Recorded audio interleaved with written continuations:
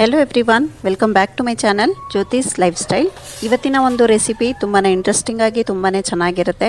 ಅದರಲ್ಲಂತೂ ಆಮ್ಲ ಸೀಸನ್. ಈಗ ಈ ಆಮ್ಲ ಯೂಸ್ ಮಾಡಿಕೊಂಡು ನಾವ್ ಏನ್ ರೆಸಿಪಿ ಮಾಡ್ಬೋದು ಅಂತ ನೋಡೋಣ. ಈ ಬೆಟ್ಟದ ನೆಲ್ಲಿಕಾಯಿನಲ್ಲಿ ಎಷ್ಟೆಲ್ಲ ಗುಣಗಳಿದೆ ಅಂತ ಎಲ್ಲರಿಗೂ ಗೊತ್ತು. ಇದು ಸ್ಕಿನ್ನಿಗೆ ಆಗ್ಬೋದು, ಕೂದಲಿಗಾಗ್ಬೋದು, ಮತ್ತೆ ಇದರಲ್ಲಿ ವಿಟಮಿನ್ ಸಿ ಬಹಳ ಹೇರಳವಾಗಿದೆ.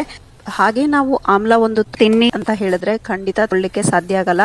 ಸ್ವಲ್ಪ ಕಚ್ಚಿ ತಿಂತೀವಿ, ನಂತರ ಯಾಕೋ ಕಹಿ ಅಂತ ಅನ್ಸುತ್ತೆ, ಒಂಥರ ಹುಳಿ ಅಂತ ಅನ್ಸುತ್ತೆ.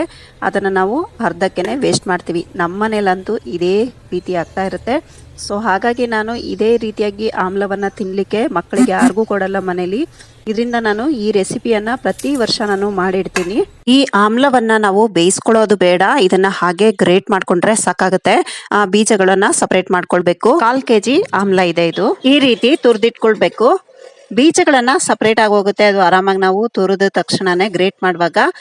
ಇದಕ್ಕೆ ನಾವು ಸಕ್ಕರೆ ಹಾಕ್ತಾ ಇಲ್ಲ. ಸಕ್ಕರೆ ಬದಲಾಗಿ ಬಿಳಿ ಕಲ್ ಸಕ್ಕರೆ ಸಿಗುತ್ತಲ್ಲ, ದಾರದ ಒಂದು ಕಲ್ ಸಕ್ಕರೆ ಇರುತ್ತೆ, ಅದನ್ನ ಯೂಸ್ ಮಾಡಿದ್ರೆ ತುಂಬಾನೇ ಒಳ್ಳೇದು. ನೀಟಾಗಿ ಕುಟ್ಕೊಂಡು ಬಂದಿದ್ದೀನಿ. ಇದನ್ನ ನಾವು ಮಿಕ್ಸಿಲಿ ಗ್ರೈಂಡ್ ಕೂಡ ಮಾಡ್ಕೋಬಹುದು, ಫುಲ್ ಪೌಡರ್ ಮಾಡ್ಕೊಂಡ್ರು ಚೆನ್ನಾಗಿರುತ್ತೆ.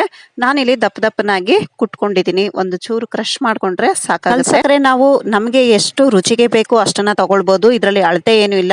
ಬೇಕಿದ್ರೆ ನಾವು ಇಲ್ಲಿ 1/4 kg ಆಮ್ಲಕ್ಕೆ 1/4 kg ಬಿಳಿ ಕಲ್ ಸಕ್ಕರೆಯನ್ನ ತಗೊಳ್ಬಹುದು. ಇಲ್ಲ ನಮ್ಮ ಹತ್ರ ಕಲ್ ಸಕ್ಕರೆ ಇಲ್ಲ ಅಂದ್ರೆ ನಾವು ಮಾಮೂಲಿ ಸಕ್ಕರೆಯನ್ನು ಕೂಡ ಯೂಸ್ ಮಾಡಬಹುದು. ಆದ್ರೆ ಕಲ್ ಸಕ್ಕರೆ ಯೂಸ್ ಮಾಡೋದು ತುಂಬಾ ಒಳ್ಳೇದಲ್ವಾ ಹೆಲ್ತ್ಗೆ, ಅದಕ್ಕೋಸ್ಕರ. ಈಗ ಸ್ಟವ್ ಮೇಲೆ ನಾವು ಒಂದು ಬಾಂಡ್ಲಿ ಆಗ್ಬೋದು ಅಥವಾ ನಾನ್ ಸ್ಟಿಕ್ ಪ್ಯಾನ್ ಆಗ್ಬೋದು ಇಟ್ಕೊಂಡು ಲೋ ಫ್ಲೇಮ್ ನಲ್ಲಿ ಈಗ ಒಂದು ಲೇಯರ್ ನಾವು ಕಲ್ ಸಕ್ಕರೆ ಮತ್ತೆ ಒಂದು ಲೇಯರು ಆಮ್ಲ ಒಂದು ಗ್ರೇಟ್ ಮಾಡಿರುವಂತದ್ದು ಮತ್ತೆ ಲೇಯರ್ ಕಲ್ ಸಕ್ಕರೆ, ಈ ರೀತಿಯಾಗಿ ಲೇಯರ್ ಒಂದೊಂದು ಲೇಯರ್ ನ ಹಾಕಿ 4 ರಿಂದ 5 ಕಾಳುಮೆಣಸು ಮತ್ತೆ 4 ರಿಂದ 5 ಲವಂಗ ಹಾಕೋಬಹುದು. ನಾನಿಲ್ಲಿ 3 ಲವಂಗವನ್ನ ಸೇರಿಸ್ಕೊಂಡಿದ್ದೀನಿ. ಇದಕ್ಕೆ ನಾವು ಆನ್ ಮಾಡಿ ಸಿಮ್ ನಲ್ಲಿ ಇಡಬೇಕು. ಅಂದ್ರೆ ತುಂಬಾ ಲೋ ಫ್ಲೇಮ್ ನಲ್ಲಿ ಇಟ್ಟು ಈ ರೀತಿಯಾಗಿ 3 ನಿಮಿಷ ನಾವು ಇದನ್ನ ಬಿಟ್ಬಿಡೋಣ.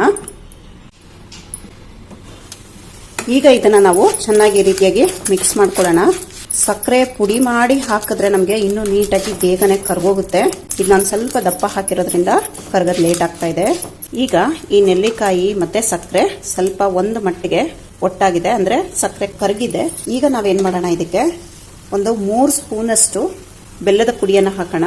ಬೆಲ್ಲದ ಪುಡಿ ಇಲ್ಲ ಅಂದ್ರೆ ಬೆಲ್ಲ ಕೂಡ ಹಾಕೋಬಹುದು. ತುರಿದ್ಬಿಟ್ಟು ಹಾಕಿದ್ರೆ ನಮ್ಗೆ ಇದು ಬೇಗ ಕರಗುತ್ತೆ. ನಾನಿಲ್ಲಿ 1/4 kg ಆಮ್ಲ ತಗೊಂಡಿದೀನಿ. 150 ರಿಂದ 180 ಗ್ರಾಮ್ ಅಂದ್ರೆ ನಾವು ಅದಕ್ಕೆ ಅರ್ಧ ಭಾಗದಷ್ಟು ಸಕ್ಕರೆ ಹಾಕೊಂಡಿದೀವಿ.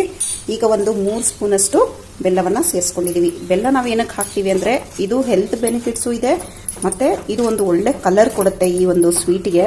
ಈಗ ಚೆನ್ನಾಗಿ ಇದು ಕರಗಿದೆ, ನೀರೆಲ್ಲ ಬಿಟ್ಕೊಳ್ತಾ ಇದೆ, ಎಲ್ಲ ಒಟ್ಟಿಗೆ ಆಗ್ತಾ ಇದೆ. ಈಗ ನಾವು ಇದನ್ನ ಉರಿಯನ್ನ ಜಾಸ್ತಿ ಮಾಡ್ಕೊಳ್ಳೋಣ. 1/4 ಸ್ಪೂನ್ ಅಷ್ಟು ನಾನಿಲ್ಲಿ ಕಾಲನಮಕನ್ನ ಹಾಕೊಳ್ತಾ ಇದ್ದೀನಿ. ಕಾಲನಮಕ್ ಇಲ್ಲ ಅಂದ್ರೆ ನಾವು ಊಟದಕ್ಕೆ ಏನು ಬಿಳಿ ಉಪ್ಪನ್ನ ಯೂಸ್ ಮಾಡ್ತೀವಿ ಅದು ಕೂಡ ಹಾಕೋಬಹುದು. ಶುಂಠಿ ಪುಡಿ ಇದ್ರೆ ನಾವು ಶುಂಠಿ ಪುಡಿಯನ್ನ ಇಲ್ಲಿ ಅರ್ಧ ಸ್ಪೂನ್ ಅನ್ನ ಹಾಕೋಬೇಕಾಗತ್ತೆ. ನನ್ನ ಹತ್ರ ಶುಂಠಿ ಪುಡಿ ಇಲ್ಲ, ಸೊ ಹಾಗಾಗಿ ನಾನು ಶುಂಠಿನ ತುರ್ದ್ಬಿಟ್ಟು ಹಾಕೊಳ್ತಾ ಇದ್ದೀನಿ. 1 ಇಂಚ್ ಅಷ್ಟು ಇಷ್ಟು ಶುಂಠಿ ಹಾಕೊಂಡ್ರೆ ಸಾಕಾಗುತ್ತೆ. ಶುಂಠಿ ತುರಿಯನ್ನ ಸ್ವಲ್ಪ ಹಾಕೊಳ್ತಾ ಇದ್ದೀನಿ. ಶುಂಠಿ ಪುಡಿ ಇದ್ರೆ ಶುಂಠಿ ಪುಡಿ ಕೂಡ ಹಾಕೋಬಹುದು. ಅರ್ಧ ಸ್ಪೂನ್ ಹಾಕೊಂಡ್ರೆ ಸಾಕಾಗುತ್ತೆ. ಇದಕ್ಕೆ ನೋಡ್ತಾ ಇದ್ದೀರಲ್ಲ, ಈಗ ಚೆನ್ನಾಗಿ ಇದು ಮಿಕ್ಸಪ್ ಆಗ್ತಾ ಇದೆ. ಇಲ್ಲಿ ನಮ್ಗೆ ಯಾವುದೇ ಒಂದು ಪಾಕವನ್ನ ತೆಕ್ಕೋಬಾರ್ದು. ಜಸ್ಟ್ ನಮ್ಗೆ ಇದು ಒಂದು ಚಿಪ್ ಚಿಪ ಅಂತ ಸ್ವಲ್ಪ ಈ ಜೇನುತುಪ್ಪ ಆಗುತ್ತಲ್ಲ ಆ ತರ ಇದು ಸ್ವಲ್ಪ ಅಂಟಂಟು ತರಾನೇ ಇರಬೇಕು. ಹಾಗಾದಾಗ ನಾವು ಸ್ಟವ್ ಅನ್ನ ಆಫ್ ಮಾಡ್ಕೊಳ್ಳೋಣ. ಇದಕ್ಕೀಗ ಏಲಕ್ಕಿ ಪುಡಿಯನ್ನ ಹಾಕೊಳ್ಳೋಣ. ಈಗ ನಮ್ಗೆ ಇದು ಆಗಿದೆ. ಇದನ್ನ ಹೇಗೆ ತಿನ್ಬೇಕು, ಹೇಗೆ ನಾವು ಯೂಸ್ ಮಾಡಬೇಕು ಅನ್ನೋದನ್ನ ತಿಳಿಸ್ಕೊಡ್ತೀನಿ ಆಮೇಲೆ. ಈಗ ಇದಕ್ಕೆ ನಾವು ಸ್ಟವ್ ಆಫ್ ಮಾಡ್ಕೊಂಡ್ಬಿಡೋಣ.